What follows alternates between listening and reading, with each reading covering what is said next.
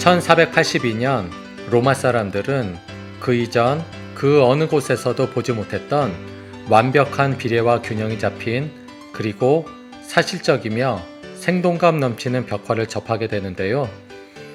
1481년 교황 식스토 4세의 초청으로 피렌체의 보티첼리, 기를란다요, 시뇨렐리, 페루지노 등의 당대 최고의 화가들이 로마의 시스티나 경당에 모세의 생애와 예수의 생애를 그리러 왔다는 사실을 알고 있었으나 말로만 듣던 피렌체 미술의 수준이 이 정도일 줄은 미처 상상하지 못했습니다.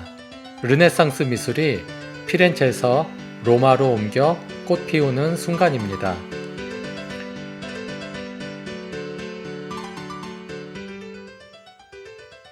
(1471년부터) 1484년까지 교황의 직분을 담당했던 식스토 4세는 로마의 공공사업과 낡은 성당의 개보수, 시스티나 경당을 건립하는 등 예술과 과학 등의 분야에 많은 후원을 했으나 막대한 재원 마련과 사치스러운 생활 습관으로 인해 과도한 세금 징수와 면죄부 판매를 남발했습니다. 또한 메디치 가문 암살 사건을 배후 조종했으며 이탈리아 반도를 전쟁의 도가니로 몰고 간 것 등은 그를 역대 최악의 교황 중 한 명으로 평가받게 하는데요. 더욱이 자신의 가문을 위해 재위 기간 동안 6명의 추기경을 자격이 되지 않는 자기 조카로 채운 것은 최악의 사례로 꼽히기도 합니다. 식스토 4세가 교황이 된 1471년 그의 조카 중 한 명인 줄리아노 델라 로베레를 추기경에 앉히는데요. 그는 활력이 넘쳐났지만 유난히 성격이 포악했으며 정치적 야망 또한 매우 컸습니다. 삼촌인 식스토 4세 재위 기간 중 그는 막강한 영향력을 발휘했으며 식스토 4세가 선종한 후에는 보르자 가문의 교황 알렉산더 6세와 첨예한 대립을 하기도 했는데요. 프랑스의 샤를 6세를 통해 교황 알렉산더 6세를 제거하고자 했으나 실패한 후 그가 죽을 때까지 은신하며 지내기도 합니다. 1503년 교황 알렉산더 6세가 선종한 후 얼마 후 그는 제216대 교황으로 선출되는데요. 그는 바로 교황 율리오 2세입니다.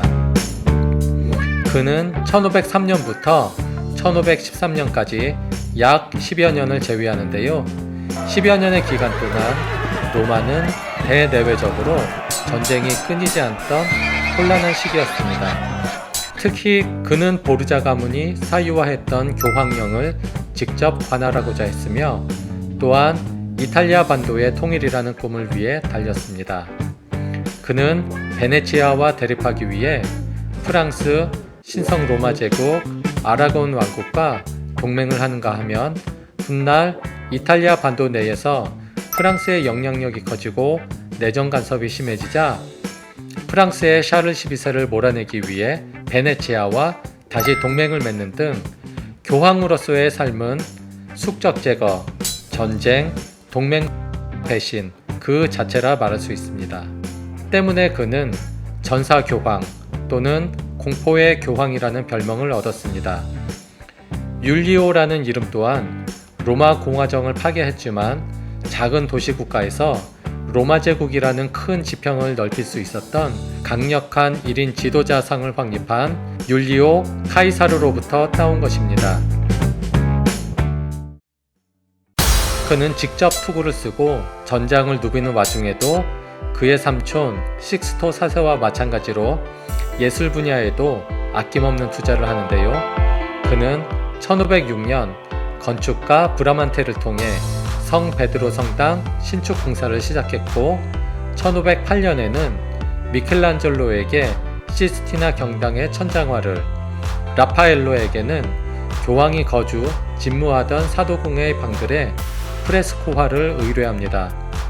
결과적으로 이러한 그의 예술에 대한 투자는 하이 르네상스라 불리우는 르네상스 예술의 최전성기의 무게추를 피렌체에서 로마로 옮기는 결과를 얻습니다. 브라만테가 설계한 성 베드로 성당은 예수의 수제자였던 베드로의 무덤 자리 위에 다시 세워진 세계에서 가장 큰 성당인데요.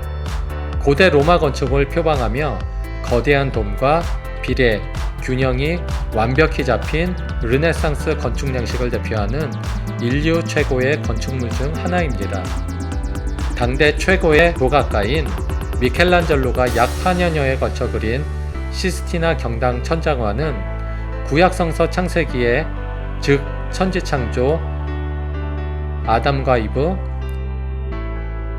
노아의 이야기들과 예수의 선조, 예언자, 모녀 등의 인물 그림들로 구성되어져 있는데요. 해부학에 기반한 완벽한 인체 묘사와 인물들의 생생한 얼굴 표정과 몸짓, 비례와 균형, 3차원 공간, 입체 표현 등을 통해 그린 천장화는 그림이 아니라 실제 하늘에서 벌어지는 사건들로 착각을 불러일으키게 할 정도입니다. 또한 라파엘로의 방,